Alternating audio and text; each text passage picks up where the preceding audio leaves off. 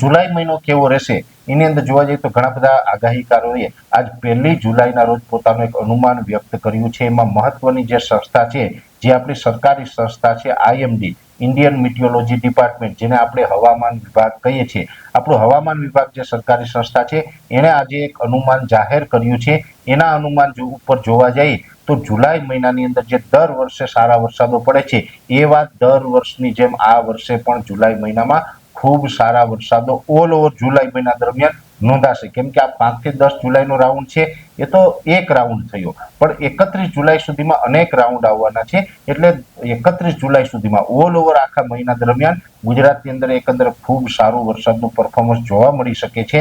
અને જુલાઈ મહિના દરમિયાન હવામાન વિભાગનું જે અનુમાન છે એ મુજબ પશ્ચિમ સૌરાષ્ટ્રના દ્વારકા, જામનગર, પોરબંદર અને દક્ષિણ ગુજરાતના વિસ્તારોની અંદર વરસાદની તીવ્રતા વધારે જોવા મળશે.